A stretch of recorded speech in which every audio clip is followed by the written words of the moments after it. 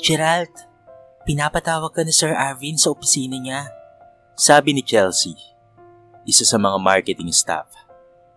Kaagad naman na tumayo si Gerald at lumabas ng opisina. Saka tinungo ang opisina ni Sir Arvin. Pagdating roon, kumatok siya ng 3 beses at binuksan niyon. Sir, may importante po ba kayong sasabihin sa akin? Tanong ni Gerald nang makapasok sa loob ng opisina.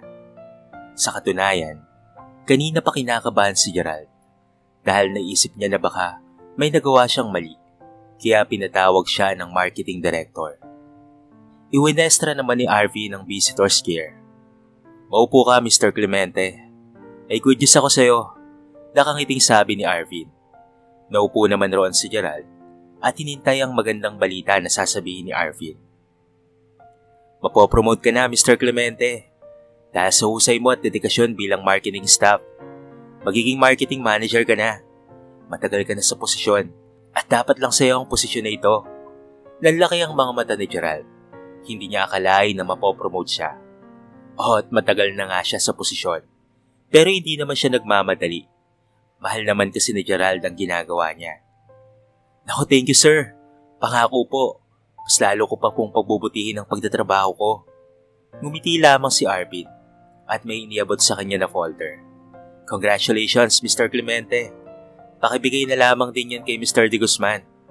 Tumango naman si Gerald at kinuha yon. Nagpaalam na rin siya kay Arvin bago tuluyan na lumabas ng opisina. Pagdating ni Gerald sa opisina ng CEO at pagkatapos niyang sabihin sa sekretarya ni Mr. De Guzman ang pakay niya, pinapasok kaagad siya sa loob. Nadatnan niya ang Ginoo na abala sa mga papeles nito sa mesa. Napatingin naman ito sa kanya. Yes? May kailangan ka? Tanong ng Ginoo. Lumapit si Gerald sa mesa ng CEO at ibinigay ang folder na dala. Kinuha naman niyon ni Mr. De Guzman. Ito po sir, pinabibigay po ni Sir Alvin. Napatingin naman si Gerald sa litrato ng isang batang babae na nasa mesa ng CEO. Anak niyo po sir? Tanong ni Gerald. Ngunit mabilis din naman humingi ng paumanhin dahil tinanong niya ang bagay na yon. Natawa ng mahina si Mr. De Guzman. Wala yon. Wala namang masamang magtanong eh. Oo, siya ang aking unika iha. Nawala siya 17 taon nang nakakaraan. Malungkot na sabi ni Mr. De Guzman.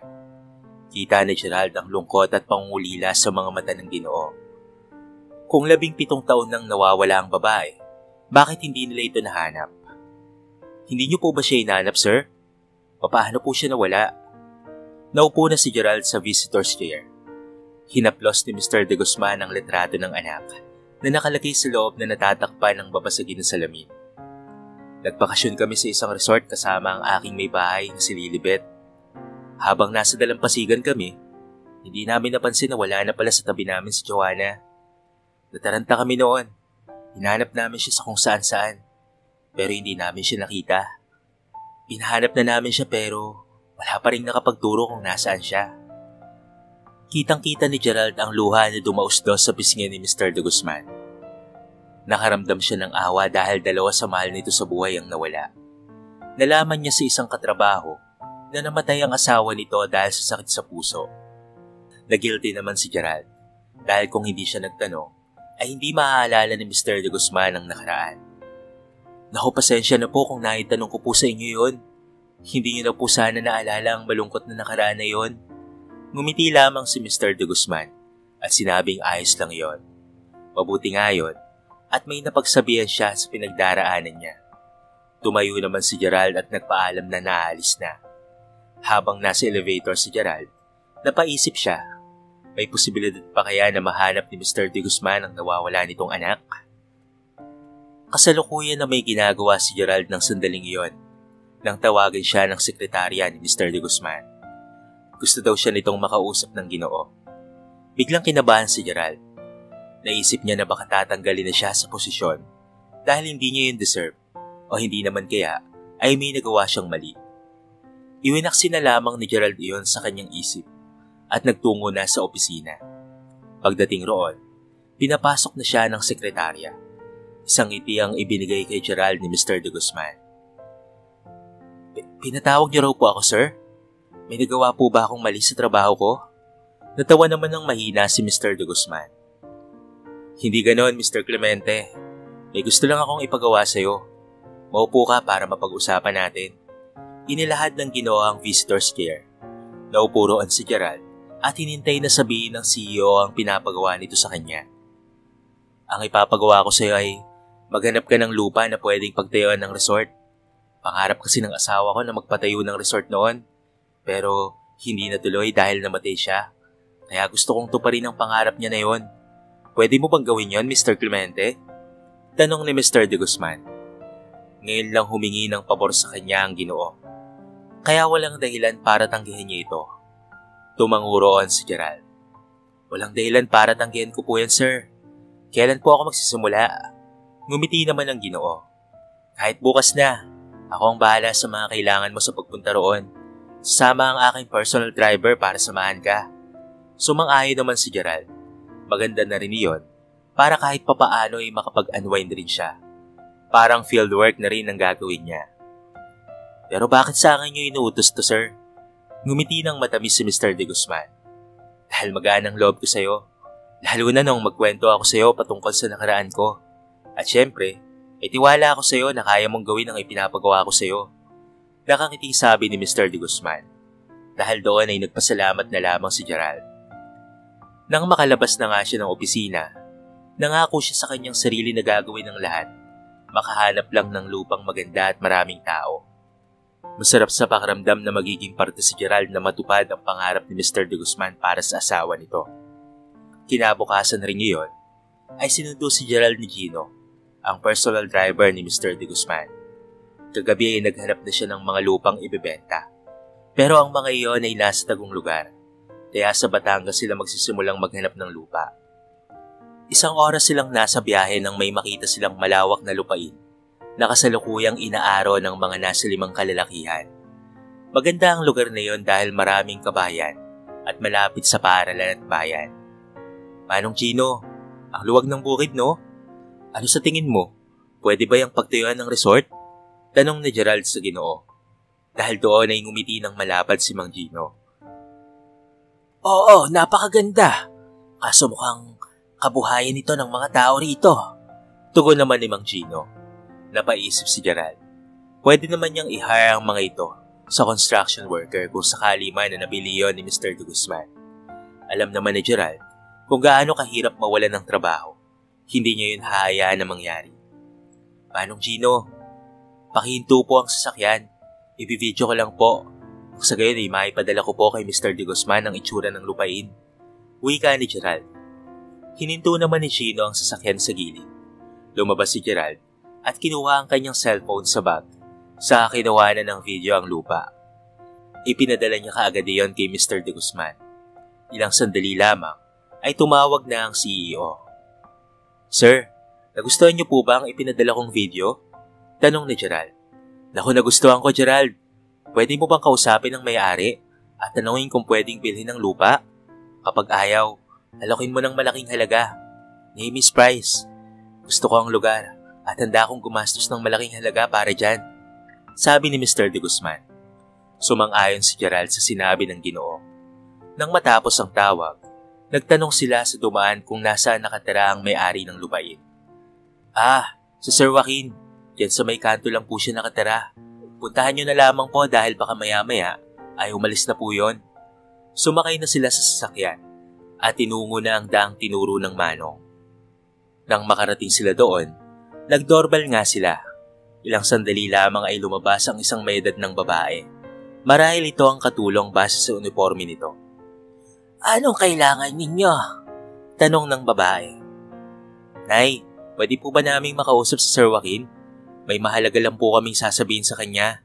Sabi ni Gerald. Diyan muna kayo ha, at tatawagin ko lang siya. Sabi nito, saka umalis pagkatapos ilak ang gate well. Hindi naman nila masisisi kung gawin niyon ng matanda dahil hindi naman sila nito kakilala. Naghintay sila ng ilang minuto hanggang sa makita nila ang isang Ginoo na may mga puting buhok na pero makikita pa rin ang tikas at gandang lalaki nito kahit meron na itong edad. Lumapit ito sa kanila. Anong kailangan niyo sa akin? Sino kayo? Pagkasalubong ang kilay na tanong ng Ginoo. Ako po si Gerald Clemente. Inutusan po ako ng boss ko na maghanap ng lupa na pwede niyang pagtayuan ng resort. Nakita ko po ang lupain niyo. Maganda at maraming mga kabahayan rito. Malapit rin yun sa bayan. Gusto po naming bilhin ng lupa. Seryosong sabi ni Gerald. Hindi ko ibinibenta ang lupa, mister. Maghanap na lamang kayo ng ibang lupa. Marami ang nangangailangan ng lupay na iyon. Sabi nito at akmang tatalikod na nang magsalita si Gerald na ikinatigil ng Ginoo. Name your price, Sir Joaquin. Bibilhin po namin ang lupa mo kung magkano po ang gusto mo. At saka hindi naman po mawawala ng hanap buhay ang mga tao dahil kung sakali man po ay sila rin po ang kukuning magtrabaho sa resort. Lumingon naman ang Ginoo. Mag-usap tayo sa loob ng bahay. Utos nito. Binuksan ng katulong ang gate. Pumasok na sila sa loob ng 2 palapag na bahay. Sa kabilang banda naman, alam mo na ba yung balita, iha? Tanong ni Aling Saling kay Shaina ng hapon na iyon. Nasa tindahan ng dalaga at kasalukuyan na bumibili ng delata na uulamin nila ng gabing iyon. Ano pong balita, nanay? Tanong ni Shaina. Bebenta na raw ang sinasakahang lupain natin. Hindi ko alam kung bakit. Malungkot na sabi ni Aling Saling. Isang magsasaka rin kasi ang asawa nito at yun ang main source of income ng pamilya nito. Di mas lalo na si Shaina na yun ang ikinabubuhay ng pamilya nila. Kumunot ang noo ng dalaga. Wala po akong napapalitaan. Sino po ang nagsabi na ibebenta na iyon? Tanong ni Shaina. Si Sir Joaquin mismo ang nagsabi, Shaina. Hindi namin alam ang dahilan kung bakit gustong ibenta yun ni Sir Joaquin. Malungkot na sabi ni Aling Saling. Napatangutang na lamang siya. Kailangan itong malaman ni tatay. Siyak na maraming magsasakang mawawala ng trabaho kung sakali. Malungkot niyang sabi. Yun nga Wala naman tayong magagawa kung ngayon ang desisyon ni Sir Joaquin. Nagtatrabaho lang naman tayo sa kanya. Sabi ni Aling Saling. Hayaan niyo po at kakausapin ko po bukas si Sir Joaquin. Makikiusap po ako na huwag niyo na pong ibenta ang lupa. Sabi niya. Natuwa naman si Aling Saling sa sinabi nito. Hindi na nito pinabayaran sa kanya ang delata na binili niya. Matapos magpasalamat ay umuwi na rin ang dalaga. Huminga ng malalim si Shaina nang nasa harapan na siya ng gate ng bahay ni Sir Joaquin. Ramdam niya ang panghihinayang at lungkot ng kanyang ama nang sabihin niya ang sinabi ni Aling Saling sa kanya. Maging ang ibang mga nakakaalam ay nalulungkot rin tulad niya. Napamahal na kasi sila sa lupa at mawawalan sila ng kabuhayan kapag ibinenta iyon ni Sir Joaquin. Nag-doorbell si Shaina. Isang sandali lamang ay lumabas na ang katulong at binuksan iyon. Anong kailangan mo, Shaina? At bakit nandito ka? Mataray nitong tanong. Tumanda kasi itong walang asawa at chismis pa na may gusto ito kay Sir Joaquin. Nandiyan po ba si Sir Joaquin? Gusto ko lamang po siyang makausap. Sabi nito. Oo, nandito siya. Nasa loob ang lalaki na bibili ng lupain. Bumalik ka na lang mamaya. Sabi nito. Napatingin siya sa sasakyan na nakaparada sa hindi kalayuan. Hindi niya yun napansin dahil ang isip niya ay makausap lamang si Sir Joaquin. Gusto ko rin po siyang makausap. Please, Manang, papasukin niyo po ako. Kailangan ko po talaga silang makausap, lalo na yung bibili po ng lupa. May hinahon niyang sabi. Parang gusto niyang sapakin ang kung sino mang gustong bumili ng lupa. Nanggigigil siya. Mukhang naawa naman ang matanda, kaya pinapasok na lamang siya sa loob. Nang makapasok, napatingin sa kanya ang 3 Ginoo. Sir Joaquin, gusto raw po niya kayong makausap. Patungkol daw po sa lupa, sabi ni Shaina. Wika ng katulong kay Sir Joaquin. Magandang umaga po, Sir Joaquin. Pwede ko po ba kayong makausap patungkol sa lupa? Tanong ni Shaina. Tumango naman si Joaquin at tumayo. Nagtungo ang dalawa sa may terrace ng bahay. Sir Joaquin, nakikiusap po ako sa inyo. Huwag niyo na pong ibenta ang lupa. Marami po ang nangangailangan doon na kabaryo natin. Pasensya na, iha. Pero nag-usap na kami ni Clemente. Hindi naman mawawalan ng trabaho ang mga magsasaka. Dahil kapag ginawang resort yan, sila pa rin ang kukunin. Napaamang si Shaina. Hindi niya akalain na gagawin palang resort ang lupa. Po, hindi po natin sigurado na yun talaga ang gagawin ng lalaki, sir. Baka mamaya hindi siya tumupad sa usapan. Balay niyo ay sabi niya lamang po yun para ibigay niyo po ang lupa. Huwag kang mag-alala, Shaina. May pipirmahan kaming kontrata. Kaya huwag kang mag-alala ha. Siguraduhin ko na hindi mawawala ng trabaho ang mga magsasaka. Wala ka na bang tatanungin pa? Papasok na ako sa loob. Saan puro ang gustong bumili ng lupa? Yung naka-checkered. Inutusan siya ng boss niya na maghanap ng lupa dahil pangarap ng asawa ng boss niya na magkaroon daw ng resort. Pasok na ako ha. Paalam ni Joaquin. Nakaramdam ng galit si Shaina. Hindi niya akalain na ganoon pala ang gustong mangyari ng boss ng lalaki. Mga mayayaman nga naman talaga. Makuha lang ang gusto kahit may mga taong masasagasaan ay wala silang pakialam. Lumabas siya ng bahay at naghintay sa labas. Kailangan nilang mag-usap ng lalaki. O bakit natulala ka dyan? Tanong ni Gino kay Gerald. Kamukha niya kasi ang anak ni Sir de Guzman. Nakita ko na kasi ang anak niya sa litrato. Pero malinaw ang litrato at awig talaga ng babae. Namamanghang sabi ni Gerald. Baka mukha lang, Gerald. Siguro nga. Pero iba ang pakiramdam ni Gerald. Sinabi niya sa sarili na gusto niyang makilala ang babae at ang magulang nito. Pumasok na nga si Joaquin. Okay na, nakausap ko na. Siguro ayos na kay Shaina na bilhin niyo ang lupa. So, saan tayo kanina? Tanong ni Joaquin. Samantala, sa kabilang banda. Anong oras ba ang labas nun? Ang tagal-tagal naman. Naiinis na sabi ni Shaina. Mabuti na lang at nakasilong siya sa mayabong na santan na nasa harap ng gate kaya hindi siya nakita ng mga taong tumaraan. Ilang sandali lang ay narinig niyang bumukas ang gate kaya tumayo na siya at inihanda ang sarili. Nakita ni Shaina ang likuran ni Mr. Clemente patungo sa sakyan na nakaparada sa gilid ng gate. Sinigurado niya muna na nakapasok na ang katulong bago siya lumabas ng pinagkukublihan. Mr. Clemente! Sigaw niya at mabilis na lumapit sa lalaki. Napalunok siya sa paraan ng pagtitig sa kanya ng lalaki. Aminin man niya sa hindi, gwapo ito. Para siyang kakainin ang buhay ng lalaki sa paraan ng pagtitig nito. Yes? Miss Shaina? May kailangan ka? Tanong nito. Lumapit siya sa binata at mabilis na suntok sa muka. Miss, bakit mo naman sinuntok si Gerald? Gulat na tanong ng lalaki. Dumugo ang gilid ng labi ng binata. Inabutan ng lalaki si Gerald ng panyo. Ipinangpunas naman na yun ni Gerald sa dumudugong labi. Dapat lang yun sa kanya. Alam mo, nananahimik kami rito, mister. Kung balak niyong magpatayo ng resort, wag dito, okay? Ang daming lupa dyan na hindi sinasakahan. Tapos yung lupang pinagsasakahan, yun pa ang pag-iinteresan nyo? Galit na sigaw ni Shaina. Akmang sasapakin pa niya ang lalaki, pero mabilis nitong nahuli ang kanyang kamay at hinapit siya sa bewang, papalapit sa katawan nito. Ano ba? Bitawan mo ako. Hindi magbabago ang desisyon ko, Shaina. Pipilhin ko ang lupa. Matigas na sabi ni Gerald.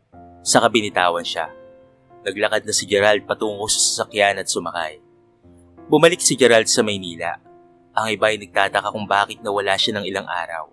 Nagtungo siya sa opisina ni Mr. de Guzman. Kamusta ang lupa, Gerald? Kailan natin pwedeng bayaran yon para masimulan ng pagpapatayo ng resort? Tanong ni Mr. de Guzman. Siguro sir, wag po muna. May natuklasan po ako sa pagpunta ko roon. May kamukha po ang anak niyong nawawala. Ngayon, kailangan ko po munang matiyak kung siya nga talaga ang anak ninyo. Kaya hindi ko po muna yung bibilhin. Dahil kapag ginawa ko po yun, ay baka kamuhian niya kayo. Sabi ni Gerald. Anak? Matagal nang nawawala ang anak ko at hindi ko alam kung buhay pa ba siya. Paano po kung siya nga talaga ang anak niyo, sir? Hayaan niyo na tuklasin ko po muna. Kapag napatunayan ko na po na hindi siya ang nawawala niyong anak, ay bilhin na po natin ang lupa. Biglang nabuhayan ng loob si Mr. de Guzman. Ikaw na ang bahala, Gerald. Sana nga siya ang anak ko. Umaasang sabi ni Mr. de Guzman. Bumalik roon si Gerald kinabukasan at nagtanong kung saan nakatira si Shaina.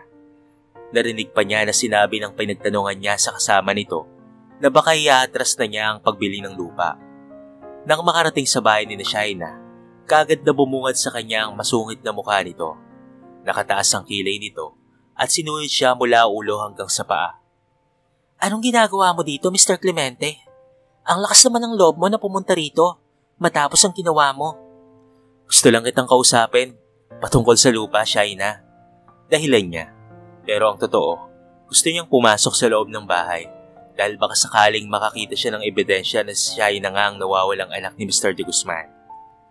Nagbago ang itsura ni Shaina at naging maamong tupa. Pinapasok siya nito sa loob ng bahay. Iginala niya ang paningin sa buong bahay. Nahagip ng tingin niya ang isang litrato na nasa isang tukador. Napatingin si Shaina roon. Ako yan? Bakit kanya ka makatitig? Ikaw nga ang nawawalang anak ni Mr. De Guzman. Kumunot ang noo ni Shaina sa sinabing yun ni Gerald. Ha? Anong sinasabi mo?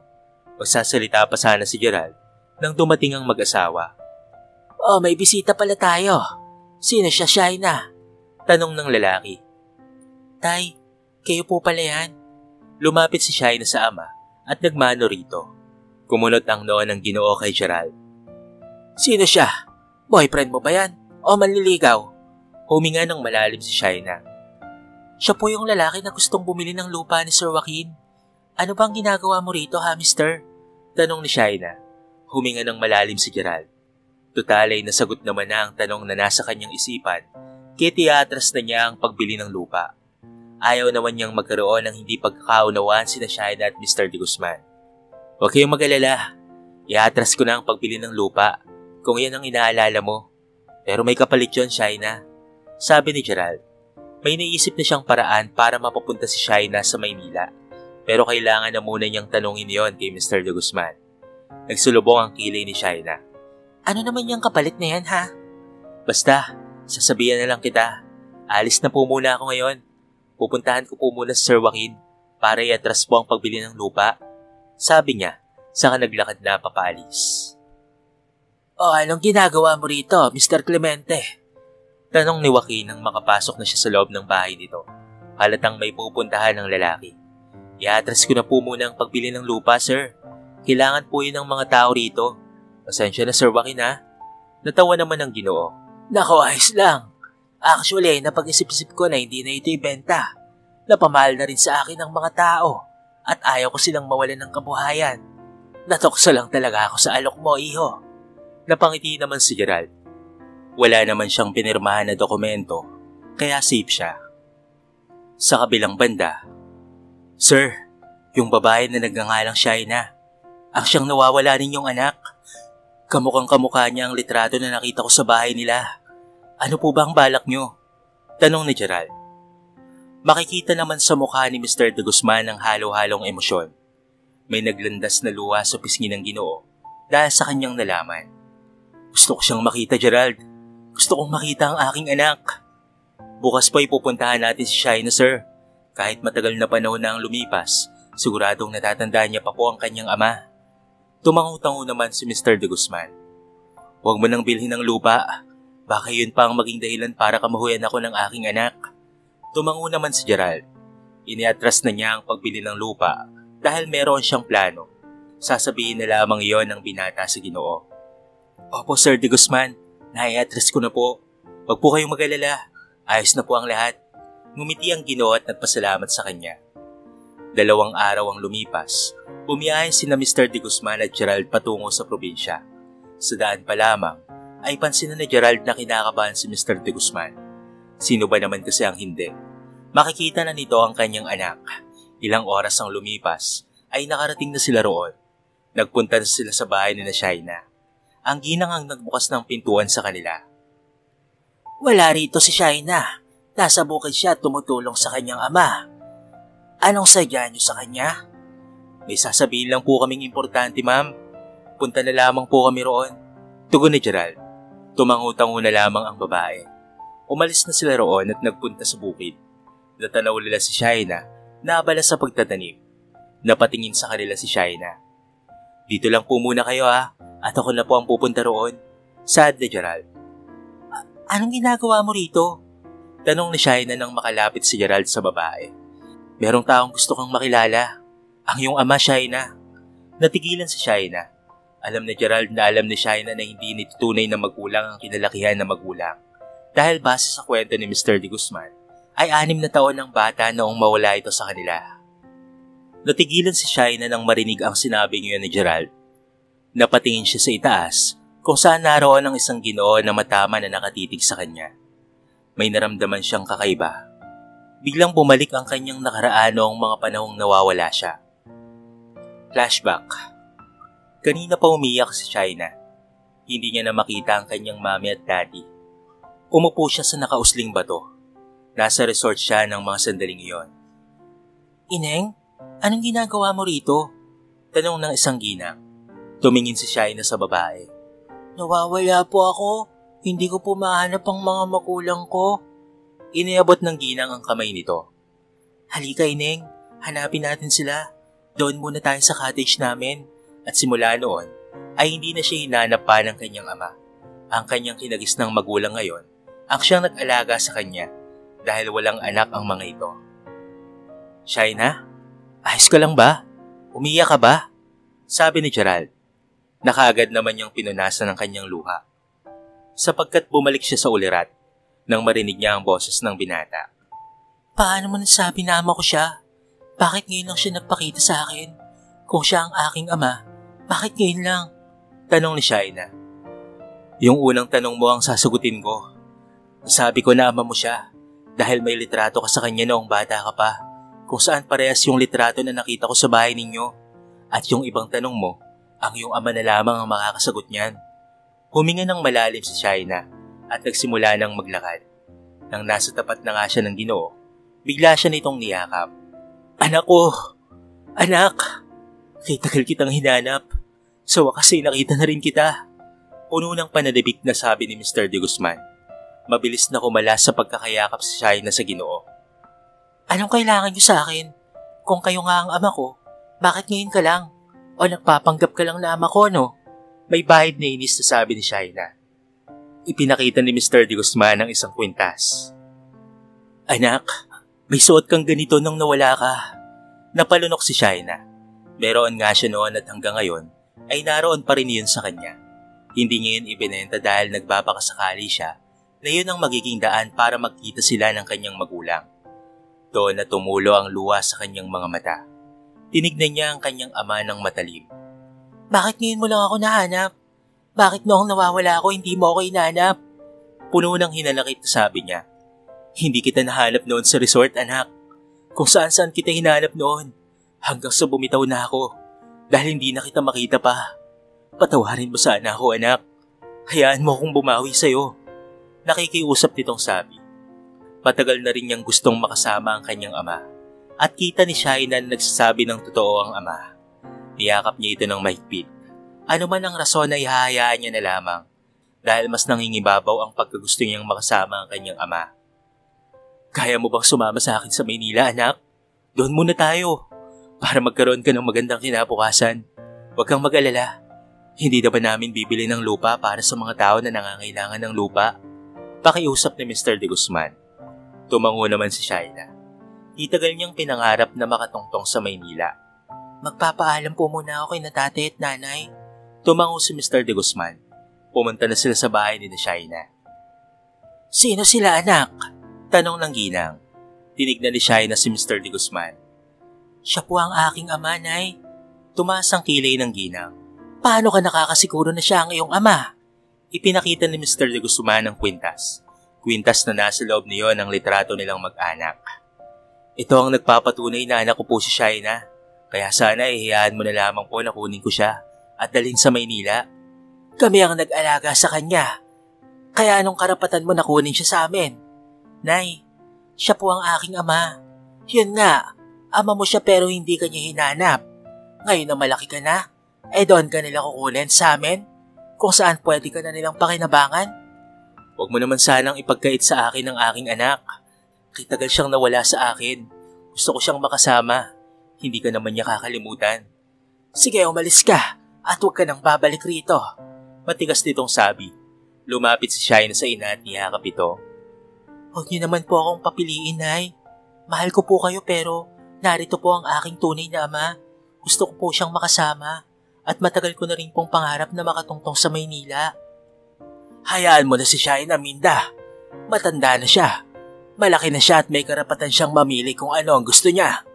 Huwag mong ikulong rito sa probinsya si China. Matigas na sabi ng Ginoo. Umalis si Minda at pumasok sa kwarto. Napabuntong hininga si Nelson. Pagpasensyaan niyo na si Minda. Masakit lang para sa kanya na umalis si Shaina. Kung yun ang gusto mo, yun ang gawin mo anak. Hayaan mo na si nanay mo. Lilipas din ang galit niya. Nakangiting sabi ni Nelson. Niyakap ni Shaina ang kanyang ama at nagpasalamat. Nang araw ding iyon, ay bumiyahe si Shaina, Mr. De Guzman at Gerald. Malalim ang iniisip ni Shaina ng mga sandaling iyon. Hinawakan ni Mr. De Guzman ang kamay niya. Ayos ka lang ba anak? Tanong ni Mr. De Guzman at tumango naman si Shaina. Ayos lang po ako. Naisip ko lang po si nanay at tatay. Hayaan mo at bibisitahin natin sila palagi ha. Pagdating ni Shaina at Mr. De Guzman at Gerald sa mansyon, ay hindi maiwasang humanga ng dalaga sa ganda at laki ng bahay. Pinagbuksan sila ng driver ng pintuan ng sasakyan. Nagtungo sila sa loob ng bahay. Hindi tuloy maiwasang sabihin ni Shaina ang magagandang katangian sa bahay. Napangiti naman ang kanyang ama. Ito yung bahay na pangarap ng mami mo na tinupad ko anak. May bahid ng lungkot na sabi ni Mr. De Guzman. Teka pa, nasan po si mami? Usisa ni Shaina. Malungkot na napatingin si Mr. De Guzman sa anak. Pasensya ka na anak. Patay na ang nanay mo. Namatay siya dahil sa labis na kalungkutan nang mawala ka. Kahit nasabihin kong magpalakas siya, hindi niya ginawa. Naging malungkot siya hanggang sa magkaroon siya ng sakit. Napakagatlabi si Shaina sa nalaman. Hindi niya akalain na hindi na pala niya makikita ang kanyang ina. I'm sorry to hear that po. Sabi niya. Nakisuyo si Mr. De Guzman na kung po pwedeng tawagan siya nitong dad. Kaagad namang sumang-ayon si Shaina. Niyaya na sila ng katulong na kumain. Kaagad naman na nagpunta ang apat sa pagkainan. Habang kumakain, nakisuyo si Mr. De Guzman na si Gerald muna ang pansamantalang maging driver ni Shaina. Pumayag naman si Gerald. Gusto mo bang bisitahin ng kumpanya anak? Tanong ni Mr. De Guzman. Tumango si Shaina at kaagad na pumayag. Sinabi rin ng dalaga na balak niyang mag-aral. Total ay bata pa naman siya. Nagustuhan naman iyon ni Mr. De Guzman dahil yun naman talaga ang balak niya para sa anak. Kailan mo ba balak na mag-aral, Shaina? Tanong ng Ginoo. Next year na lang po, Dad. Tumango-tango si Mr. De Guzman at sumang-ayon sa sinabi ng anak. Pagkatapos nilang kumain, ay nagtungo na ang mag-ama sa kwarto ni Shaina na laging nalilinisan. Napawawa ang dalaga dahil napakaganda niyon. Makintab ang kulay pink na pintura. Magpahinga ka na muna anak dahil alam kong pagod ka sa biyahe natin. Feel at home dahil magmula ngayon, ito na ang iyong tahanan at sa iyo ang lahat ng makikita mo dito anak. Tumango at nagpasalamat naman si Shaina saka pumasok sa loob. Hindi niya akalain na mararanasan niya ang ganitong buhay. Noon ay pinangarap lang niya na maging mayaman. Pero ngayon, hindi niya akalain na mayaman pala talaga siya. Nahiga siya sa kama at ipinikit ang mga mata para makatulog. Nagising si Shaina bandang 5:00 ng hapon. Kaagad siyang bumangon at lumabas ng kwarto. Nakita niya ang ama sa salas na ina-upload ang picture frame ng kanyang ina. Nakita siya nito at nginitian. Namimiss niyo po si mami, no? Tanong ni Shaina. Sobra anak. Pero nandito ka naman na eh. Kaya hindi na ako mangungulila pa. Hindi gaya noon na kayong dalawa ang wala sa akin. Malungkot na sabi ng Ginoo. Saka inilapag ang picture frame sa ibabaw ng mesa. Bukas ay papakilala kita sa mga nasa mataas na posisyon sa kumpanya. Tapos the next month ay mag-enroll ka na ha. Dahil malapit na ang pasukan this year. Sabi ni Mr. De Guzman. Tumangutango naman si Shaina. Excited na siyang makapag-aral. Isa sa mga pangarap niya yon, ang makapagtapos ng pag-aaral. Sabay na rin silang kumain ng hapunan. Kinabukasan ay sabay silang nagpunta ng kanyang ama sa kumpanya. Ang lahat ay nagtaka sa kung sino ang kasama ng CEO na dalaga. Pumasok sila sa elevator at nagtungo sa 9th floor kung saan naroon ang conference room. Nang makarating roon, ay may nasa 10 katawang naroon. Nasabi naman noon ni Mr. Tirso de Guzman na meron silang meeting. Paghanga at pagtataka ang makikita sa mukha ng mga naroon nang makita ang dalagang si Shaina. Nagtataka marahil kung sino siya. Tumayo sila sa harapan. Tumikim naman si Tirso. Nais kong ipakilala sa inyo ang aking nawawalang anak na si Shaina. Unexpected ang pagkikita namin sa tulong ni Gerald. Sabi ni Tirso, sabay tingin sa binata na nakaupo sa dulo. Ngumiti ito at sumaludo. Soon, si Shaina na ang magmamana ng kumpanya ko at mag-aaral muna siya para magkaroon siya ng kaalaman patungkol sa negosyo at magiging katuwang niya si Gerald sa pamamalakad nito. Nagulat naman si Gerald sa sinabing yun ni Tirso. Hindi akalain na bibigyan siya ng mataas na katungkulan ng CEO. Hindi na lamang siya umimik. Baka mamaya ay mag-usap sila nito. Hindi nga nagkamali si Gerald dahil pagkatapos nitong ipakilala si Shaina sa mga nasa mataas na katungkulan ay kinausap nga siya nito. Dahil sa ikaw ang isa sa dahilan kung bakit nakita ko at natagpuan ang aking anak, bibigyan kita ng mataas na posisyon sa kumpanya. Utang ko sa iyo ang lahat kung bakit kasama ko ngayon ang aking anak, Gerald. Emosyonal na sabi ni Tirso, saka sinabi kung ano ang posisyong iyon. Labis na nagulat si Gerald dahil hindi niya akalain na ganoon kataas ang posisyon na ibibigay nito sa kanya. Naku, maraming salamat po sa oportunidad na ibinigay niyo sa akin, sir. Ngumiti lamang ang Ginoo at sinabi na wala iyon. Samantala, nag-enroll naman si Shaina sa isang universidad at kumuha ng business administration. Biglang naalala niya ang kanyang kinalakihang magulang. Kamusta na kaya sila? Nasa balkonahan siya ng kanyang kwarto ng mga sandaling iyon nang lumapit si Tirso sa anak at tinakbayan siya. Mukhang malalim ang iniisip mo, anak, ha? May problema ba? Tanong ng Ginoo. Namiss ko lang po si nanay at tatay. Pwede ko po ba silang bisitahin sa linggo? Tanong ng dalaga. Tumangutango naman si Tirso. Oo naman, anak. Pwede mong bisitahin ang mga magulang mo. Pwede ba akong sumama sa'yo? Tanong ni Tirso at tumangutango si Shaina. Sige po, Dad. Miss na miss ko na po kasi sila eh. Tinignan ng mag-ama ang mga building na nasa kanilang harapan. Sumapit ang linggo at nagpunta sina Shaina at Tirso sa probinsya kung saan lumaki si Shaina. Hindi nila kasama si Gerald dahil sa marami itong inaasikaso. Pagdating roon, namangha ang mga taga-baryo na nakakakilala kay Shaina. Pinuri siya ng mga ito na gumanda. Tiyak na matutuwa ang mga magulang mo kapag nakita ka nila, Shaina. Miss na miss ka na ng mga yon, sabi ni Aling Pasig. Ngumiti na lamang si Shaina sa sinabing iyon ng ginang. Nang makarating sila sa bahay, nakita ni Shaina ang ama na nakaupo sa labas ng bahay at nagsisibak ng kahoy. Itay, pasiglang sabi ni Shaina kasabay ng pagtakbo. Napatingin naman sa kanya si Nelson. Inihinto nito ang kanyang ginagawa. Niyakap ni Shaina ang ama-amahan. Naku, ang dumi-dumi ko, anak. Nakakahiya naman sa iyo kasi ang ganda-ganda at ang bango-bango mo, sabi ni Nelson. Natawa naman si Shaina. Ano ba kayo, tay? Ayos lang po yun. Si nanay po, nandyan po ba? Tanong ni Shaina. Sinabi naman ni Nelson na namalengke ang ginang. Naupo muna si Nelson at Tirso sa upuan na kahoy. Nagtimpla naman ng merienda si Shaina sa loob ng bahay. Kinamusta ni Nelson si Shaina. Ayos naman siya. Hindi pa ako formal na nakapagpapasalamat sa inyo ni Minda sa pagpapalaki niyo kay Shaina. Maraming salamat talaga sa pag-aalaga sa anak ko, ha, dahil lumaki siyang mabuting tao. Ngumiti lamang si Nelson. Wala yun, Tirso. Ginawa lang namin kung ano ang tama. May kinuha naman si Tirso sa dala niyang bag. Isang sobre na may laman na pera. Iniabot niya ito kay Nelson. Nanlaki na lamang ang mga mata ni Nelson nang mapagtanto ang laman ng sobre. Kunin mo ito, Nelson. Bilang pasasalamat ko sa inyo. Pansimulaan niyo ito sa negosyo. Pasensya na, ha. Yan lang muna ang may bibigay ko sa lahat ng ginawa niyo para kay Shaina. Alam kong hindi matutumbasan niyo ng pera. Pero kahit papaano, bilang pasasalamat ay para sa inyo to. Ngunit tumanggi si Nelson. Hindi niya yun kailangan dahil bukal sa kanyang puso ang pagtulong sa kanyang anak. Pero ipinilit pa rin niyon ni Tirso. Walang nagawa si Nelson kung hindi tanggapin niyon. Napakalaki ng halaga niyon at paniguradong hindi lamang negosyo ang may bibigay nito sa kanila kung hindi maayos at magandang buhay. Pumasok muna ang lalaki sa bahay para itago ang pera. Hindi na muna nito iyon sasabihin kay Minda dahil baka magalit ito. Pagbalik ni Nelson sa harapan ay saktong may humintong sasakyan sa tapat ng kanilang bahay.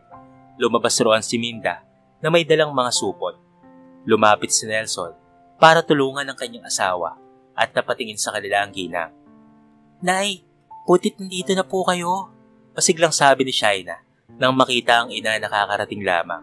Anong ginagawa mo dito? Tanong ni Minda. Natigilan si Shaina sa tanong na iyon ng kinilalang ina. Nandito po ako para bisitahin po kayo, Nay. Hindi po ba pwede? Tanong ng dalaga. Nasa labas naman si Tirso at handang ipagtanggol ang anak kung sakali man na pagsalitaan ng hindi maganda si Shaina. Naiintindihan naman ng Ginoo kung bakit ganoon magsalita si Minda. Alam niyang nagtatampo lamang ito. Bakit kailangan mo pa kaming puntahan? Masaya ka na sa Maynila, hindi ba? Minda, huwag ka namang ganyang magsalita sa anak natin. Tunay niyang ama ang pinuntahan niya sa Maynila at hindi kung sino lang. Pagtatanggol ni Nelson, inilabas na ni Minda ang mga pinamili sa supot. Niyakap naman ni Shaina ang kanyang ina. Nasasaktan ng dalaga kapag ganoon ang ipinapakita sa kanya ng ginang. Hintayin ko po ang tamang pagkakataon para matanggap niyo po ang lahat, Nay. Marahil nasasaktan kayo dahil nasanay po kayo na kasama niyo ako. Pero lagi ko pong sinasabi na kailangan ko rin pong hanapin ang sarili ko. Aniya sa ako malas sa pagkakayakap kay Minda. Nagtungo si Shaina sa ama. Nakita ni Tirso ang sakit sa mga mata ni Shaina. Hindi lang siya basta mananahimik na lamang. Alam ko na mahirap para sa iyo, Minda, na mahiwalay kay Shaina dahil kinilala mo na siyang tunay na anak. Pero sana naman, huwag kang makasarili. Kailangan rin niyang hanapin ang sarili niya at ako ang tunay niyang ama. Sana huwag mong ipag-guide sa akin yon dahil labis akong nangulila sa kanya sa mahabang panahon. Hindi lang si Shaina ang nawala sa akin noon, kung hindi ang asawa ko. Natigilan si Minda sa sinabi niyo ni Tirso. Nagpaalam na ang mag-ama sa dalawa. Napabuntong hininga si Minda. Naimasmasan ka na ba? Tanong ni Nelson kay Minda. Tumango naman si Minda. Paano kung malaman ni Shaina na sinadya talaga natin na hindi pa alam sa kanyang mga magulang na nawawala siya? Na ginusto natin siyang alagaan dahil wala tayong anak. Baka muhian niya tayo, Nelson. Nalulungkot na sabi ni Minda. Hinawakan ni Nelson ang kamay ng asawa. Hindi niyo yun malalaman kung hindi natin sasabihin sa kanya, Minda. Ang kailangan mong gawin ay humingi ng tawad kay Shaina. Tumango-tango naman si Minda. Makalipas ang ilang buwan, nagsimula na si Shaina sa pag-aaral. Noong una ay nanibago siya dahil napakalaki ng paaralan na papasukan niya. Ngunit hindi nagtagal ay nasanay na rin siya. May mga naging kaibigan na rin siya. Sina Judy at Ann. Alam na rin ng mga ito ang nakaraan niya. Nakaramdam ng awa ang mga ito noong una. Pero kalaunan ay naging masaya dahil sa wakas ay nagkasama na silang mag-ama.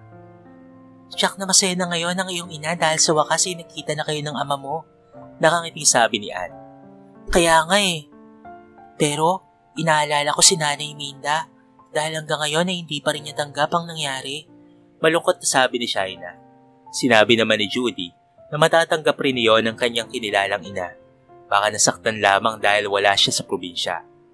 Uwian na noon at si Gerald ang sumundo sa kanya. Bumulong si Judy sa kanya na napakagwapo raw ng driver niya. Natawa na lamang si Shaina at biniro ang kaibigan na type pa nito si Gerald. Crush lang, pwede mo pa kami ipakilala sa kanya? Tanong ni Judy. Kaagad namang sumang-ayon si Shaina. Lumapit sila kay Gerald at ipinakilala niya ang dalawang kaibigan sa lalaki. Nakipagkamay naman ang binata sa mga ito. Executive assistant siya ni Dad at isa sa mga pinagkakatiwalaan niya. Nakangiting sabi ni Shaina. Napangiti naman si Gerald sa sinabi ngayon ni Shaina. Nagpaalam na si Shaina sa kaibigan. Pinagbuksan naman siya ng pintuan ng binata. Lumipas ang ilang buwan at mas pinagbuti na ni Shaina ang pag-aaral. Nagsunog siya ng kilay para sunay sa kanya ipagkatiwala ng kanyang ama ang kumpanya at ayaw niyang biguin ito. Nang gabing iyon, ay tinawagan ni Shaina sina Nelson at Minda. Si Nelson ang sumagot ng tawag. Tay, kamusta na po kayo dyan? Sa bakasyon bibisita po ako dyan. At baka magtagal din po ako. Marami lang po kasi akong ginagawa sa paaralan ngayon. Hinging paumanhin at pangangamusta ni Shaina. Ito ayos lang naman kami dito anak. Ikaw kamusta ka dyan? Proud na proud ako sa iyo. Dahil sa wakas ay nangyari na ang pangarap mo na makapag-aral sa kolehiyo. Emosyonal na sabi ni Nelson. Napangiti naman si Shaina. Balak niya kapag graduate siya, ay siya na ang magtutustos sa kanyang magulang. Tatanungin niya yon sa kanyang ama mamaya. Hindi naman po pwedeng magdesisyon siya ng sarili niya lamang. Mabuti naman po at ayos lang po kayo. Ito po itay, ayos lang din po ako dito. Oo nga po eh, si nanay po ba nandyan? Pwede ko po ba siyang makausap? Tanong ni Shaina. Oo naman anak, nandito siya. Dito sa tabi ko at nakikinig sa atin. May mahalaga siyang sasabihin sa iyo anak. Masayang sabi ni Nelson. Ibinigay naman ni Nelson ang cellphone sa asawa. Anak, Shaina, kamusta ka dyan? Mag-aaral ka ng mabuti ha, para sa future mo. Malambing na sabi ni Minda. Tumulo ang luha sa mga mata ni Shaina nang marinig ang boses ng kanyang kinilalang ina. Opo, Nay. Miss na miss ko na po kayo ni Tatay. Sa bakasyon po ay bibisita po ako dyan. Kaya dyan po ako mag-i-stay ng matagal. Tatanungin ko po muna yun kay Dad. For sure papayag naman po siya. Sige anak, maraming salamat ha. Hintayin ka namin. Patawad sa nagawa at nasabi ko sa'yo noon. Nasabi ko lamang yun dahil namimiss kita. At nasanay kasi ako na nasa tabi kita palagi. Pero kailangan mong hanapin ang sarili mo anak dahil yan ang nakakabuti sa'yo. Kasama mo naman ang iyong ama. Naluwa si Shaina dahil sa wakas ay natanggap na ng kanyang ina ang lahat. Sabi nga nila, it takes time para maghilom ang sugat ng nakaraan. Salamat po, Nay. Mahal na mahal ko po kayo ni Tatay. Matapos sabihin ng mag-asawa na mahal din siya ng mga ito, nagpaalam na nga siya dahil marami pa siyang gagawin. Sa wakas, magaan na ang loob niya ng mga sandaling iyon.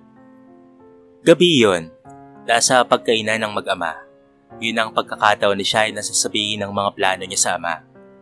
Anak, kamusta ang pag-aaral mo? Ayos ka ba sa universidad na pinapasukan mo? Hindi ka ba nahihirapan anak? Sunod-sunod na tanong ni Tirso. Mababa ka sa mukha ang pag-aalala para sa anak. Natawa ng mahina si Shaina. Dad, isa-isa lang po. Ang dami niyan baka hindi ko po masagot lahat. Tiro ni Shaina na ikinatawa ni Tirso. Nag-aalala lang talaga ako sa iyo anak. Gusto ko ay lagi kang nasa maayos. Dahil kung nahihirapan ka, pwede ka namang kumuha ng kurso na gusto mo. Ayaw kitang pilitin na pamahalaan ng kumpanya kung sakali, kung hindi naman yun ang gusto mo. Ngumiti lamang si Shaina at nagpasalamat sa concern na ipinapakita ng kanyang ama. Sinabi niya na ayos lamang siya at may mga mabuti siyang kaibigan. Napatangu-tangu naman si Tirso sa sagot na iyon ni Shaina. Ipinagpatuloy na nila ang pagkain. Dad, may sasabihin po sana ako sa inyo. Gusto nang sabihin ni Shaina ang balak niya para malaman ang sagot ng kanyang ama. Nagangat ng tingin si Tirso at tinanong kung ano yung sasabihin ni Shaina. Bala ko po sana mag-stay kina Nanay Minda at Tatay Nelson sa bakasyon. Kahit 2 linggo lang po. Gusto ko po kasi silang makasama. Pakiusap ni Shaina. Ngumiti naman si Tirso. Oo naman anak, pwedeng-pwede ka ron. Sila ang nagpalaki sa'yo, kaya pwede kang magbakasyon sa kanila. Nakangiting sabi ni Tirso. Napatayo si Shaina at niyakap ang kanyang ama sa nagpasalamat. Sinabi naman ni Tirso na wala yun sa kanya. Bumalik sa upuan si Shaina. Sa kung sakali po na mag-CEO na po ako, pwede po bang hindi ko na po pagtrabuhin si Nanay at Tatay sa bukid? Gusto ko pong masuklian ang lahat ng ginawa nila para sa akin. Sumang-ayon naman si Tirso. Nagpasalamat naman si Shaina sa ama sa pagiging supportive nito sa kanya. Ang sabi naman ng Ginoo, kung saan magiging masaya si Shaina, ay susuportahan ito ng kanyang ama. Makalipas ang ilang buwan at bakasyon na nga ni Shaina. Ngayon ay patungo siya sa probinsya kasama si Gerald. Ihatid lang siya ng binata. Nang makarating roon, kagad siyang sinalubong ni Minda at Nelson. Niyakap siya ng maigpit ng mga ito. Mabuti naman at ligtas kang nakauwi dito anak. Emosyonal na sabi ni Minda. Ngumiti lamang si Shaina. Nagpaalam na si Gerald at mag-i-stay na lamang ang binata sa isang hotel para makapagpahinga bago ito umalis. May dalang grocery si Shaina para sa mag-asawa. Nag-abala ka pa anak. Hindi mo naman kailangan gawin ito. Sabi naman ni Nelson. Tay, hayaan niyo na po ako. Paraan ko po ito para makabawi sa inyo. Malambing na sabi ni Shaina at niyakap ang ama. Pinatuloy siya ng mag-asawa sa loob ng bahay at pinamerienda. Kinamusta ni Shaina ang mag-asawa kung kamusta ang pagbubukid ni Nelson. Ang sagot naman ni Nelson ay ayos lang daw sila at nakakaraos naman sa araw-araw. At isa pa, ay malaki naman ang itinulong sa kanila ng kanyang ama. Nang umagang iyon, ay nagluto sila para sa pagsasalu-saluhan. Dito po muna ako mananatili ng 2 linggo, Nanay at Tatay. Gusto ko po kasi kayong makasama ng matagal po eh. Sobrang bait po ni Dad kasi pinayagan niyo po ako. Masiglang sabi ni Shaina. Ngumiti naman si Minda sa sinabing yun ni Shaina. Tuwang-tuwa ang mag-asawa. Nagsisi ang ginang sa mga nasabi nito kay Tirso. Hinawakan naman ni Shaina ang kamay ng ina at sinabi na ayos lamang iyon. Nasabi lang iyon ni Minda dahil sa sobrang emosyon. Nang gabing iyon ay nag-uusap sina Nelson at Minda. Tungkol iyon sa totoong dahilan kung bakit hindi nahanap ni Tirso si Shaina noong bata pa ito. Sa tingin mo, tama ba na sabihin ko kay Shaina ang totoong dahilan kung bakit hindi siya nahanap ng kanyang ama? Tanong ni Minda kay Nelson. Huminga naman ng malalim si Nelson. Siyak na magagalit sa iyo yun, Minda. Mas mainam siguro na wag na lamang muna. Umiling naman si Minda. Hindi, kailangan kong sabihin sa kanya ang totoo, Nelson. Ayaw ko nang maglihim sa anak natin. Sa nakalipas na 20 taon, inilihim ko yon. Pero hanggang ngayon ay dala-dala ko pa rin ang guilt na yon. Lalo na nang makita ko kung gaano kabuti si Tirso. Sabi ni Minda. Huminga ng malalim si Nelson. Ayaw niyang mawala si Shaina sa kanila. Pero alam ni Nelson na kung sakali mang magalit si Shaina, alam niyang patatawarin sila ng dalaga. Makalipas ang 1 linggo, naging maayos ang pananatili ni Shaina sa probinsya. Gabi yon at nasa kwarto siya. Habang siya ay nakahiga sa kama, ipipikit na sana niya ang kanyang mga mata nang may kumatok sa pintuan ng kwarto. Tumayo siya at binuksan niyon. Sina Nelson at Minda ang nasa labas ng silid. Nay? Tay? Bakit po? Tanong ni Shaina. Nagtinginan ng mag-asawa. Bumuntong hininga si Minda. May mahalaga kaming sasabihin sa iyo, Shaina. Pinatuloy niya ang mag-asawa sa loob ng silid at naupo sila sa kama. Ano po yun, Nay, Tay? Gusto namin sabihin ang totoong dahilan kung bakit hindi ka nahanap ng iyong ama. Umpisa ni Minda. Kumunot ang noo ni Shaina. Ano kaya ang ibig sabihin ng sinabi ng kanyang kinilalang ina? Nang hindi siya magsalita, ay nagsalita na si Minda. Pero halata na kinakabahan ito base sa itsura ng ginang. Sinadya talaga naming hindi ka naming ibigay sa iyong magulang dahil gusto ka naming ampunin. Gusto ka naming alagaan lalo na't wala kaming anak noon. Patawarin mo sana kami, anak, kung ngayon lang namin ito sinabi sa iyo. Mangiyak-iyak na sabi ni Minda. Natigilan si Shaina. Hindi niya akalain na ganoon pala ang nangyari. Ang buong akala niya ay hindi siya hinahanap ng kanyang mga magulang. Ngunit ang mga ito pala ang dahilan kung bakit hindi niya nahanap ang kanyang mga magulang. Tumulo ang luha sa kanyang mga mata dahil sa sari-saring emosyon na nararamdaman. Masakit para sa kanya ang ginawa ng mga ito. Ipinagdamot siya sa kanyang magulang. Ipinagdamot ng mga ito na maranasan niya ang kaginhawaan. Tumayo siya at lumapit sa bintana. Kung ganun pala di sana hindi kayo nag-aktong nawalan ng anak noong nahanap ako ng aking ama. Dahil una pa lang ay kasalanan niyo pala kung bakit hindi kami nagkasama. Puno ng hinanakit sabi ni Shaina. Naramdaman niya ang kamay ng kanyang ama sa kanyang balikat. Patawarin mo sana kami, anak. Patawarin mo kami kung naging makasarili kami noon. Humihikbi na sabi ni Nelson. Gusto ko po munang mapag-isa tayo, Nay. Pakiusap. Narinig niya ang pagbukas ng pintuan at ang pagbukas niyon. Napaupo siya sa kama. Iniisip kong patatawarin ba niya ang mga ito. Ngunit masakit ang ginawa ng mag-asawa dahil inilayo siya sa kanyang tunay na magulang na naging dahilan para mamatay pa ang kanyang ina. Baby, kailangan pa muna niyang umuwi. Paghilumin muna ang mga sugat bago siya bumalik roon. Kinabukasan ay nagpaalam na si Shaina sa mag-asawa. Sinabi niya na kailangan niya na munang mapag-isa. Masama ang loob niya ng mga sandaling iyon. Masakit man pero pinayagan naman siya ng dalawa. Pagka-uwi niya, ay naroon ang kanyang ama na naghihintay sa kanya. Si Gerald ang nagsundo sa kanya. Niyakap niya ang kanyang ama. O bakit tumating ka na agad dito, anak? Hindi ba dapat next week pa? Nagtatakang tanong ni Tirso. Doon na siya naiyak. Hinimas-himas naman ng kanyang ama ang kanyang likod para kahit papaano ay gumaan ang pakaramdam niya.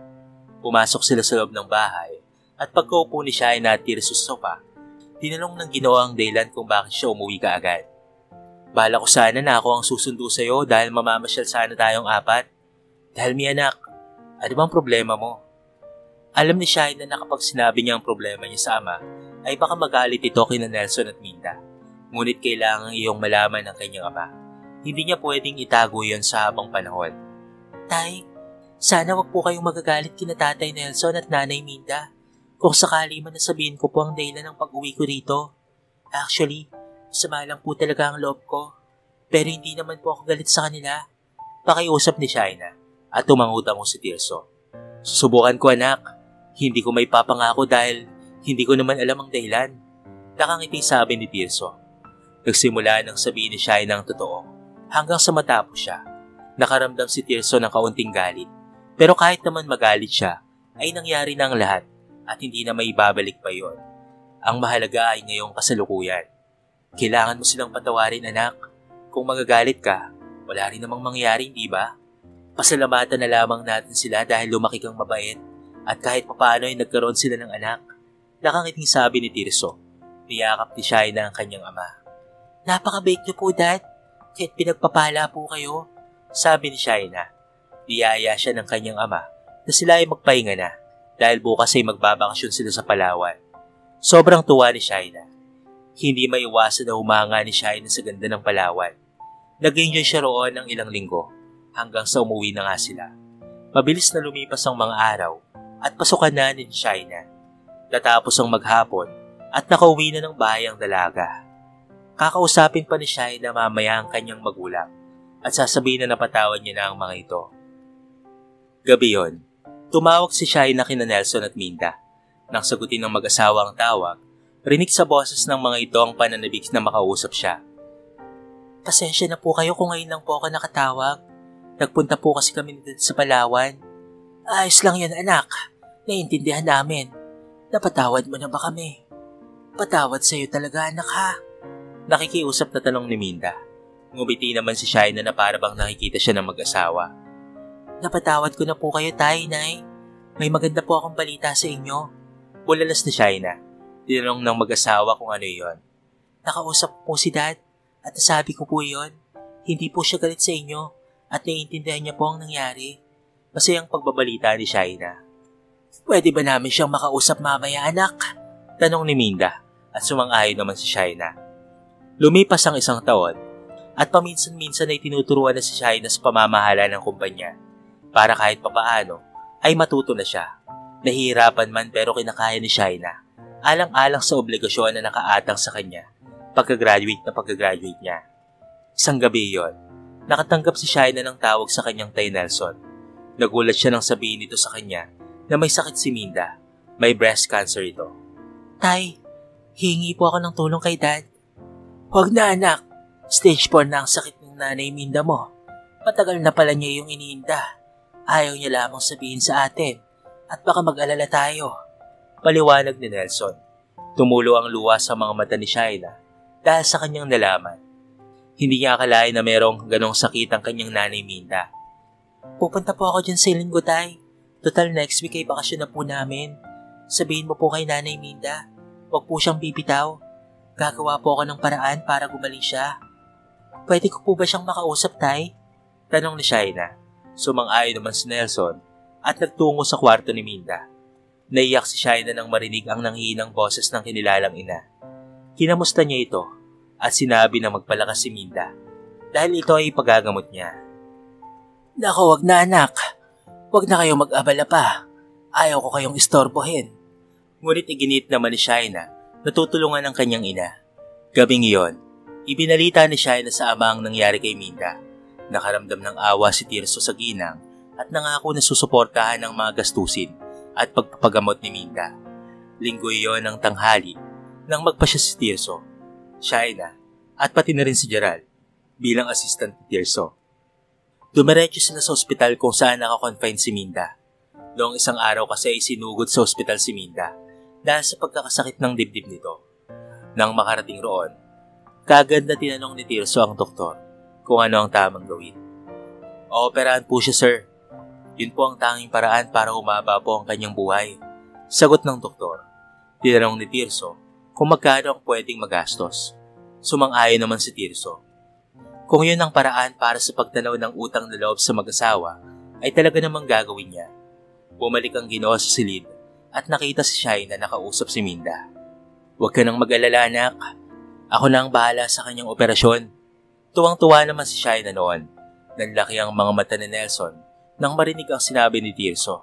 Tumayo ito at niyakap ang Ginoo sa kanagpasalamat. Wala yun, Nelson. Gusto ko ring makatulong sa nagsilbing magulang ni Shaina. Pagtanaw ko rin ang utang na loob to. Naiyak naman si Minda sa sinabing yun ni Tirso. Sinabi ng Ginoo na ipaprocess na ang operasyon ni Minda sa lalong madaling panahon. Makalipas ang ilang linggo, inooperahan na nga si Minda. Labis ang pag-aalala ni Shaina ng mga sandaling yon para sa ina. Anak, huwag kang mag-alala. Magiging maayos ang lahat. Magtiwala ka lamang sa Panginoon. Naupo si Shaina at huminga ng malalim. Naghintay pa sila ng ilang oras hanggang sa bumukas na nga ang operating room at lumabas na ang doktor. Nakangiting sinalubong sila ng babaeng doktor. Kagad na lumapit sina Shaina at Tirso sa doktor at kinamusta nila ang kalagayan ni Minda. Sa awa ng Diyos, nasa ligtas na po siyang kalagayan. Naging matagumpay ang operasyon, kaya't madudugtungan pa ang buhay niya. Nakangiting sabi ng doktor. Sobrang saya ni Shaina ng mga sandaling yun. Dahil maayos na ang lagay ng ginang. Umalis na nga ang doktor. Ilang sandali ang lumipas, inilabas na si Minda sa operating room at idiniretso sa silid nito. Naupo si Shaina sa kama at pinakatitigan ng ina. Wala na itong dibdib. Pero ayos lamang ngayon. Ang mahalaga ay madudugtungan pa ang buhay ng kanyang ina. Hinalikan niya sa noo si Minda. Magpagaling ka, Nay, para makapasyal po tayo. Pangako pagising mo po ay pupunta tayo sa mga lugar na gusto mong puntahan. Pangako ni Shaina sa nakapikit na ginang. Mas nagsikap si Shaina sa pag-aaral. Ang goal niya kasi ay makapagtapos bilang cum laude. Paminsan-minsan ay nasa kumpanya siya. Para aralin ang pamamahala niyon, kahit papaano ay natututo na siya. Paminsan-minsan ay dumadalaw siya sa kanyang mga magulang sa probinsya at ipinapasyal niya ang kanyang ina para sa ganoon ay maranasan nito ang mga hindi pa naranasan sa kanyang buhay. Naging malapit sila Gerald at Shaina dahil si Gerald ang nagsilbing driver ng dalaga. Kailangang malaman ni Dad na may something sa atin. Ayaw kong magtago sa kanya, sabi ni Shaina. Isang hapon niyon, habang pauwi naman si Gerald sa sinabing yun ni Shaina, handang ipaglaban ng binatang nararamdaman para sa dalaga. Ganon din si Shaina para kay Gerald. Nang nasa bahay na sila, wala pa roon si Tirso. Naupo muna si Gerald sa sopa. Ilang sandali lamang ay dumating na nga si Tirso. Binati ng binata ang Ginoo ng magandang hapon. Kamusta ang pag-aaral, anak? Tanong ni Tirso. Ayos naman, Dad. Pinagbubuti ko po dahil gusto ko pong maging cum laude. Dad, isasabihin po sana ako sa inyo. Tumingin si Tirso sa anak at tinanong kung ano yon. Tumikim si Gerald. Siya kasi ang magsasabi niyon. Gusto ko pong ligawan ng anak niyo, Sir Tirso. Mahal na mahal ko po ang anak niyo. Magalang na sabi ni Gerald. Natigilan naman ang Ginoo. Tinanong kung matagal na bang may relasyon ang mga ito. Ngunit sinabi ni Shaina na wala silang relasyon. Kaya nga ito ngayon at nagpapaalam si Gerald. Ngumiti naman si Tirso sa kainakbayan ng binata. Napangiti naman si Shaina. Nasa tamang edad na si Shaina para magdesisyon ng para sa kanyang sarili. Noon pa man ay nakita ko na kung gaano kakabuti. Kaya hindi ako hadlang kung liligawan mo si Shaina. Ngunit magtatapos muna si Shaina sa kanyang pag-aaral bago kanya sagutin. Ayos ba yun sa'yo, iho? Tanong ni Tirso. Kaagad namang tumango si Gerald at ito ay nagpasalamat. Mabilis na lumipas ang mga taon at kagraduate na si Shaina. Ipinakita naman ni Gerald na mas handa siyang maghintay kay Shaina. At naging proud si Tirso dahil nagtapos ito bilang magna cum laude. Ngayon ang araw ng pagtatapos ni Shaina. Naroon ang kanyang magulang para saksihan ang isa sa pinakamahalagang araw ng kanyang buhay. Proud na nagpunta sa itaas si Tirso nang tawagin ang pangalan ni Shaina.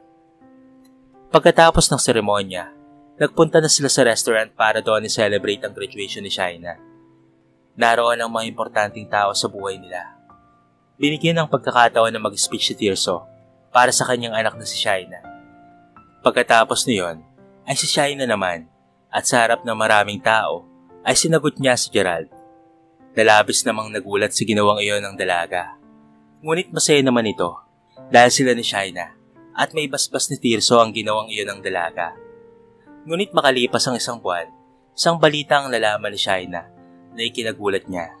Namatay na ang kanyang ina na si Minda. Nagpunta sila roon at nakaramay. Umiiyak si Shaina dahil wala na ang tumayo niyang ina. Naroon naman si Gerald para pag-aani ng loob ng dalaga. Mahal na mahal kita, Nay. Magpahinga ka na po. Hindi ka na mahirapan sa sakit mo. Nakita ni Shaina kung paanong lumaban si Minda. Nag-stay sila roon hanggang sa mailibing si Minda. Lahat ay nalungkot sa nangyari. Walang ibang dapat gawin kung hindi ang mag-move on sa nangyari at ipagpatuloy ang buhay. Makaraan ang ilang buwan, Isimula na si Shaina sa pamamahala ng kumpanya. Katuwang niya si Gerald na talaga namang ibinigay ang lahat ng makakaya para sa kumpanya. Namamahala pa rin si Tirso pero paminsan-minsan na lang. Hanggang sa ipasa na kay Shaina ang pagiging CEO at kahaliling niya si Gerald. Makalipas ang 1 taon, naging maganda at maayos ang takbo ng kumpanya at proud na proud si Tirso kay Shaina. Napakagaling mo anak, proud na proud ako sa iyo. Kaya kahit maiwan kita, ay nandyan si Gerald para alalayan ka. Emosyonal na sabi ni Tirso at sumimangot naman si Shaina. Dad naman kung ano-ano ang mga sinasabi nyo, matagal pa ang buhay nyo, no? Niyakap naman ni Tirso ang anak. Makaraan lamang ang 1 taon, nagpasya na sina Gerald at Shaina na sila ay magpakasal. Church wedding iyon. Hindi na kailangang magpakapagod ni Shaina na paghandaan ang kasal dahil may mga wedding planner at wedding coordinator naman. Hindi maiwasang humanga ni Shaina sa ganda ng gown niya. Excited siya sa kasal. Makalipas ang ilang buwan, ay dinahos na ang kasal ni Shaina at Gerald. Naging emosyonal si Shaina dahil hindi nakita ni Minda ang isa sa pinaka-importanting okasyon ng kanyang buhay. Pagkatapos ng kasal nila, nagpunta sila sa Rome dahil doon ang honeymoon nila. Makalipas ang 1 buwan na bakasyon nila sa Italy, na iniregalo sa kanila ng kanilang ama na si Tirso, ay bumalik na sila sa Pilipinas. Makalipas rin ng 1 buwan ay nag-leave si Shaina dahil doon ay gumamit siya ng pregnancy test para matiyak kung tama ba ang kutob niya. Ganoon na nga ang tuwa niya nang makita ang 2 pulang guhit na yon. Nang dumating si Gerald, kaagad niyang ibinalita yon sa asawa. Han, buntis ako, sigaw ni Shaina. Sabay pakita ng pregnancy test. Tuwang-tuwang niyakap ni Gerald ang asawa. Sa wakas, magiging tatay na rin ako. Halos magtatatalon sa tuwa si Gerald. Nang ika-4 na buwan na ang ipinagbubuntis ni Shaina, bumisita sila sa puntod ni Minda. Nay, buntis po ako. Magkakaapo ka na po. Miss na po kita, Nay. Muling naging emosyonal si Shaina sa harap ng puntod ng kanyang ina. Ang sabi naman ni Gerald, nalilipas rin ang pangungulila niya sa kanyang ina. Makalipas ang 9 na buwan, ay nakanak na rin si Shaina ng isang malusog na sanggol na lalaki. Labis na natuwa si Gerald at Tirso. Si Gerald nang namahala ng kumpanya dahil hands-on si Shaina sa pag-aalaga kay Gina. Mas lalong naging matagumpay ang kumpanya makalipas ang ilang taon. At di rin nagtagal, ay nabuntis ulit si Shaina. Ipinakilala naman ni Shaina kay Gina si Minda. Hello Lola, sayang hindi ko po kayo naabutan. Pero alam kong mabuti kayong ina base sa kwento po ni Mami. Bantayan niyo po kami ha, sabi ni Gina at nag-alay ng bulaklak ang bata. Inakbay ni Gerald si Shaina. Nang mga sandaling iyon, ay nangako si Gerald na babantayan, mamahalin at hindi pababayaan ang kanyang pamilya. Umalis silang may ngiti sa kanilang mga labi.